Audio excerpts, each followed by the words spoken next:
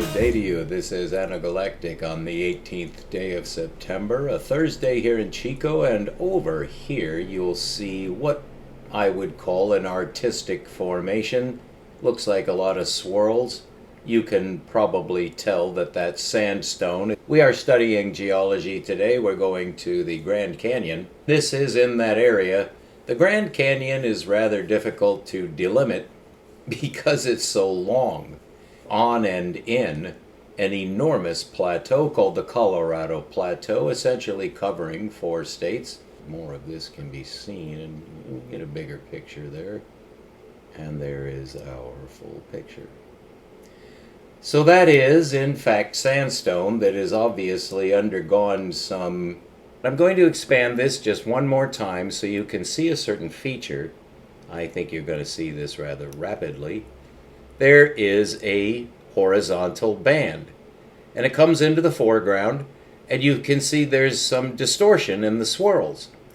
Well, that is just a typical, I should say, example of some of the stunning and amazing and endless formations that are to be found all through the Colorado Plateau, many of which can be seen from suborbital flight space, sometimes called outer space, but that's just slightly ambiguous what you might mean by that in terms of extent. And the blue lines, of course, are the Colorado River system.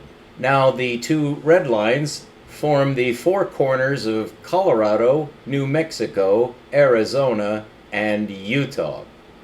A very large reservoir was formed. Now, downstream of that, down here, that's Arizona, just south of Utah. You see the Grand Canyon going downstream from right to left. So that's where the Grand Canyon is. You can see this is quite a large system. If you follow the river up from the Grand Canyon, which is what we're going to be looking at, but I thought you might like to see the context, because this is essentially the Colorado Plateau. And that's why the streams are flowing from right to left in the upper part of the screen that way, coming from the Rocky Mountains. Going up, you may see the blue splotch in the upper left-hand corner. That is the Great Salt Lake, which has a most interesting story behind it. Over this way, you'll see Dinosaur National Monument. What you'll see is a tan area. That is the Navajo Reservation. Inside that tan area, that is the Hopi Reservation, and then on the other side of a divide you'll see Albuquerque.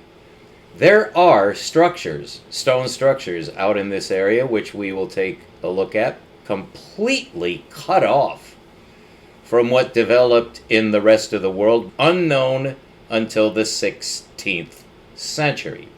The center of Turtle Island. Turtle Island is one of the Native American descriptions of this continent. This is far, far beyond humans. Down at the bottom, at the extreme bottom, is Phoenix. This is to give you your bearings. We want to first look at the Grand Canyon, but we also want to look at the center of this map. Called 4 corners, literally nowhere. There's a geological reason for that, but Kayenta is where you would turn off the highways. We're trying to figure out if we can prove from the geological record that there was a flood, which is known, but the timescale puts it back 300 million years. They actually say 300 plus about 10%. Within 10% is just fine. That's millions of years. And it's 2 orders higher than millions. It's not millions, and it's not tens of millions. It's hundreds of millions. These are orders of scale, where you should say decimal to show what is the base unit, but that's usually regarded as understood. It's usually not base 2 or anything else. And I love to tell stories and make references, pull everything together, but that would literally take forever, according to David Bohm's implicate order, where we could be fascinated just describing the meaning of everything. And it is a recursion, and it would have to go back to the beginning of time and your beginning of how you use words. But we do this in science. It's just heaven's own business, man.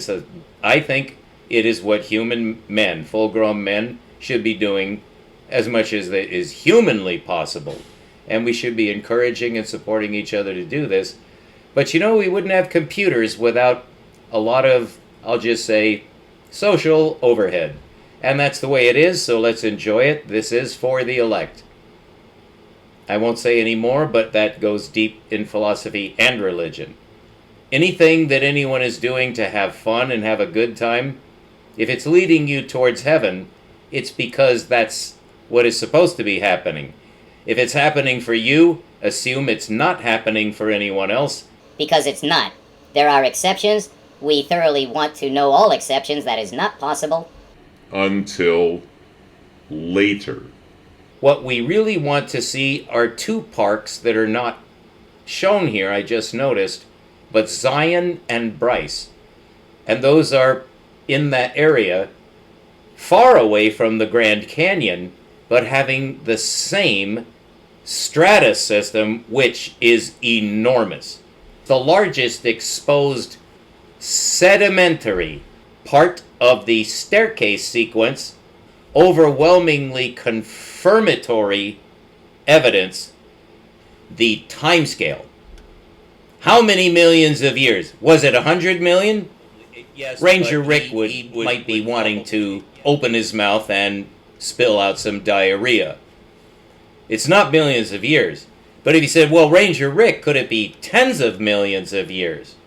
He would say, yes, that to 100 million, and of course to a billion at the bottom, which it probably is true. But anything having to do with the sedimentary rock layers, which is all this is sedimentary rock, with some interesting exceptions. Extremely thick, and for something that uniform to cover this much territory, and it does, has to be explained. It can't be explained the way Ranger Rick tells it, because it happened in such a fantastically short period of time. What happened? Not necessarily how long it's been sitting there, but we will prove that too. So that's the reason for this sequence, which is approaching the story of the flood. Ranger Rick is not your friend. It's not because he works for the United States government. It's not even because he's a jackass and shouldn't be doing what he's doing at all. It's not for any of those reasons. He's off the hook. It's the information that he's required to give, as we listen to, as he simply serves the needs of science, which now is government controlled. But again, I don't want you to care about that, although that's quite actually part of the story. But wherever the story comes from, which we're not going to discuss who came up with this, basically it goes back a century and a half. So it's volumes of books that you could read to find out more about how this came about. Where did we get this ridiculous theory? This absurd theory that is wrong. And it's obviously wrong.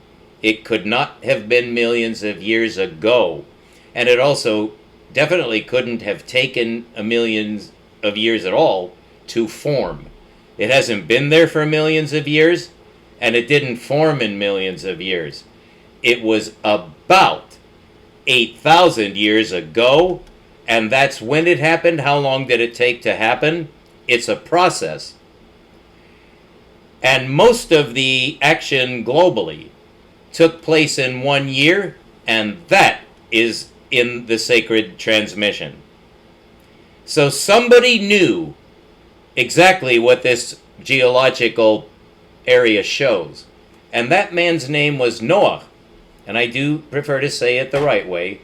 And it's not really right, but it's one way to say it, which is more accurate. So we'll be right back with more on the staircase sequence, which I know you're going to love. Thank you for tuning in. I've been looking forward to this for a long time. So if you get good weather, just take a look.